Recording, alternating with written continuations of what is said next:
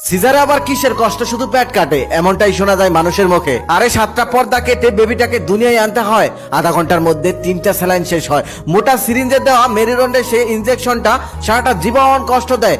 যখন অবসর ম্যাটটা চলে যায় তখন গলা কাটা মুরগির মতো ছটফট করতে হয়, আপনজন ছেড়ে পোস্ট অপারেটিভ রুমে থাকতে হয়। এক একটা মিনিট যেন এক একটা ঘন্টার সমান, সময় যেন যায় না। প্রিয় মানুষদের মুখখানি দেখার জন্য ছটফট করা, ঘন্টার পর ঘন্টা কাটা জায়গায় কি যে ব্যথা বলার মতো না।